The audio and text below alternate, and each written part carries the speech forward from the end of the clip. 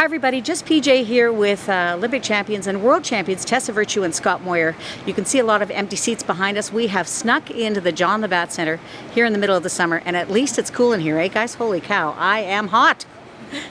So I wanted to talk to you a little bit about another Olympian, Michael Phelps. The Olympic Games, of course, are underway in London at the moment, and I saw a really interesting interview last week in which he spoke about what happened to him after Beijing. He had climbed that mountain, he had reached his goals, and then afterwards he said he really lost his focus, and it's taken him until not very long ago to sort of regain that focus.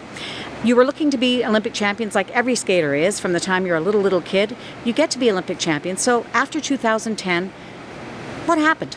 Like, we crashed. Can you relate to that? I mean, well, there is so much excitement, and you invest so much time and energy, years and years, into the Olympic Games. And so once that's over, there is a crash, absolutely. I think every athlete feels that, whether you win a medal or you don't.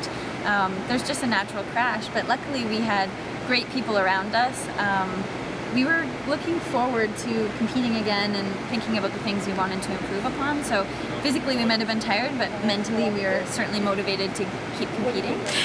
And I also was just coming back from an injury, so trying to get healthy again was a new focus and I guess a new goal for us, and that was a challenge to overcome almost immediately after the Olympics. So when we're talking about inspiration, what keeps you getting on the ice? What makes you inspired? Like, how do you do it? Because I'm sure some people say 5 days a week, week in, week out.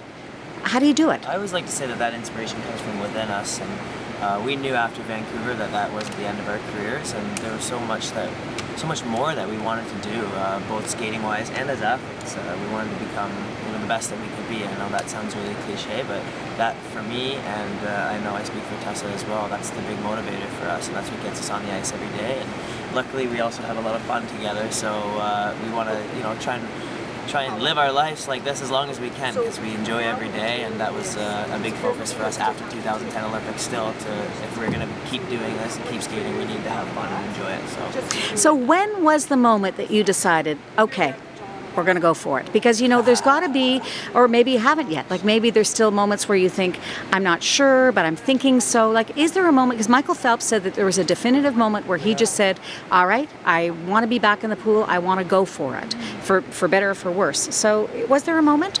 Well, I think my injury really put a damper on those feelings, just because I wasn't healthy and I couldn't train.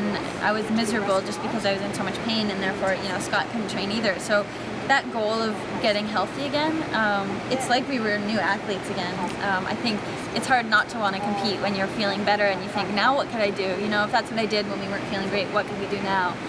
And as we get older, I think our priorities change, and we're skating for maybe different reasons, and testing ourselves in different ways. But it's really not hard to find motivation when the Summer Olympics are going on, and I'm amazed at just how emotional I feel about these games. And I wasn't emotional at all in Vancouver, but I feel such a connection with these Canadian athletes, and it's so inspiring just to take in the London Games. So if each of you could say in which ways you've evolved since 2010 and winning that Olympic title. Oh, that's a really tough question. How have I evolved? I think we've both grown up a lot because of the situations we've been put in, maybe in a business sense. And I surprised myself by really loving that side of what we do now. I think it's really interesting, and maybe something that I'll pursue post amateur career. I love the business side of things, and I think we've grown up. I think we can look at skating from maybe a different perspective. It isn't everything in life. We love it and we're passionate about it, but we want to be all-around complete people who have something to offer the world other than 4 minutes of figure skating. It's interesting. You and I were talking about that whole, instead of work-life balance, skating life balance. And Tessa, you and I have a lot of things in common. We have Downton Abbey. We have Flight of the Conchords. And what I just found out today is, I know, what I just found out today is that you collect pennies like I do. Tell me, why pennies? I do. Well, I'm not sure if I collect them because I end up using them again. I'll pay for things with pennies, but I love to find lucky pennies anywhere I go, and as Scott can attest to that. I think for a while I thought he was placing them in our warm-up area before we'd compete because I was superstitious and I really liked finding one, so I don't know if he did that or not, but thank you, I guess. Skating fans want to know, Scott, did you place the pennies? No, I don't think so. I don't remember doing that anyways. Now tell me about about summertime and the fact that you play outdoor games with your family. No, games are really important. Cricket, I want to hear the new game. Well, I guess that's how I've evolved because I guess after all the craziness of the Olympics, I realized that you know, all my true blessings in my life came from my family, and I have 2 beautiful new nieces. So that's what I really like to spend my time when I'm away from the rink is with them. And in the Moir household, we play in the backyard a lot, really complex games. So cricket's one of our favorites with the frisbee and a couple tent poles and cups on top, and it's a very intense game. But it's funny.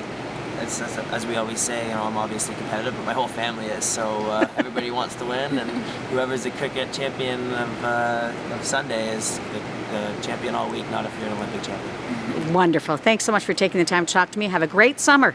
See you in the fall.